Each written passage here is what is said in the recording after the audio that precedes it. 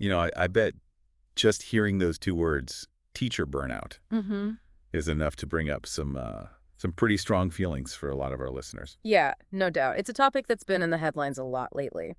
And for anyone who's an educator or has someone close to them who is, well, it can feel very, very personal. Absolutely. So today we're taking a deep dive into an article we found called How Teachers Can Prevent Burnout. And we're going to break it down to see what we can all learn from it, whether we're teachers ourselves or just care about this issue. I think one of the most interesting things this article starts off with is the idea of reconnecting with your why. Okay, so like your initial inspiration. Exactly, like remembering what made you want to become a teacher in the first place. It might sound simple, but it's actually a really powerful way to combat burnout. It's true. I think sometimes when you're in the thick of things, it's easy to forget why you started doing something in the first place. Hmm. It's like, I don't know, even with something like a hobby, like running, someone who loves running marathons, they could get so caught up in, training and competing that they kind of lose sight of the joy of just running. Makes total sense. So for teachers, it's really about asking yourself those questions. Why did I choose this path? What were those moments that made me feel most fulfilled? And the article really digs into how powerful those memories can be. It also mentions setting boundaries, which I imagine can be super hard for teachers. Absolutely. You're always juggling demands, right? And parents and administrators and students all have expectations. But the article is really clear that setting boundaries isn't about being selfish. It's about taking care of yourself so you can actually be the best teacher you can be. It even says it's essential for self-preservation. But it's got to be tough to say no sometimes. Oh, yeah, for sure. Right. Especially in a job where you feel like you're always supposed to go above and beyond, but you can't pour from an empty cup. You know what I mean? And the article really stresses that self-care isn't just a luxury, it's crucial. And it's not all about, bubble baths and spa days. It's about actually taking care of your physical and mental health. So that means making time for things like exercise, eating healthy, even trying things like mindfulness or getting professional help if you need it. Mindfulness, I've heard that word a lot, but Yeah. could you explain that a little? What exactly does that mean, and how could it help someone, like practically speaking? Sure. So mindfulness is basically like paying attention to the present moment on purpose without judging yourself for what you're feeling or thinking. Oh, okay. You just notice your thoughts and feelings and body sensations without getting swept away by them. Interesting. And there are a lot of different ways to do it. You can try like focused breathing exercises or even just, take a minute to really pay attention to what you're seeing and hearing around you. So like tuning into your senses. Exactly. And the cool thing is there's research that shows practicing mindfulness can actually reduce stress, help you focus better, and even make it easier to manage your emotions. And for a teacher, I mean, those are all super valuable, right? Oh, for sure. And speaking of support, the article also talks about how important it is to have a good support system. Okay, like who? So it mentions connecting with your fellow teachers, finding mentors, and even, maybe looking into something like career coaching. Now, I want to be clear, we're not endorsing any specific services or anything, Of course. but the idea of having a career coach who really understands the unique pressures of being a teacher, that could be pretty valuable. Yeah, someone to help you navigate all the challenges. Right. And celebrate the wins too. For sure.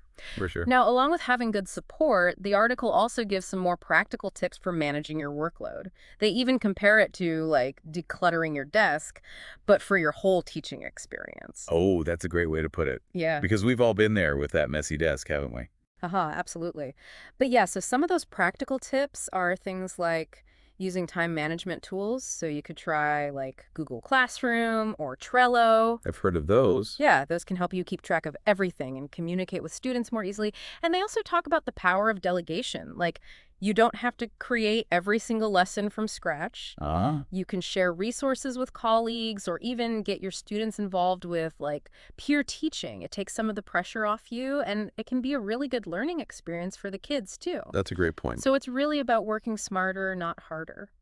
But what about those times when it's not just about getting organized, but about like advocating for yourself within the school system? That's another key point they make. The article really encourages teachers to speak up. Hmm. Communicate your needs to the administrators, ask for the resources you need, and look for professional development opportunities that can help you feel re-energized and supported. Yeah, makes sense. If you're totally burnt out, you're not going to be able to be there for your students the way you want to be. Exactly. And it's about creating a work environment that supports you so you can thrive.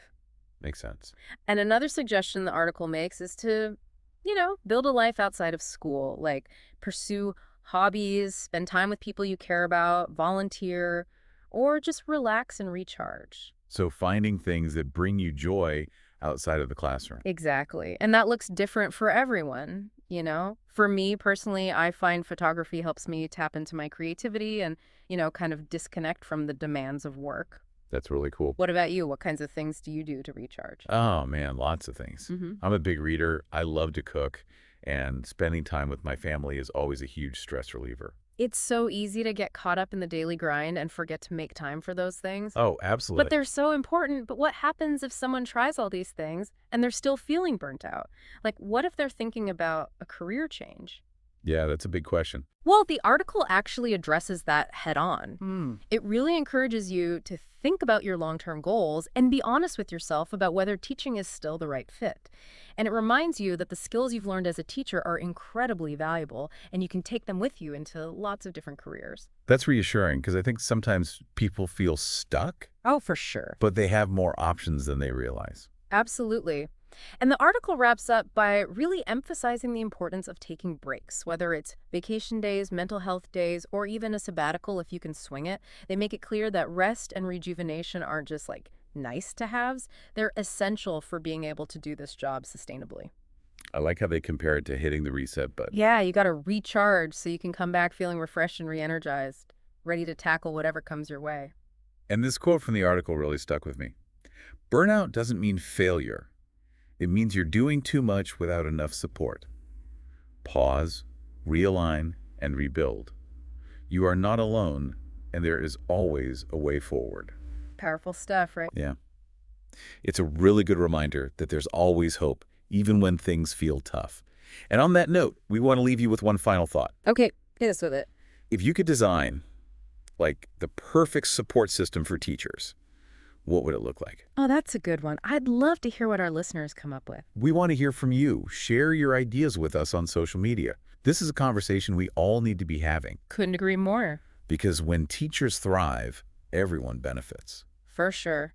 Thanks for joining us for this deep dive. Until next time. See you then.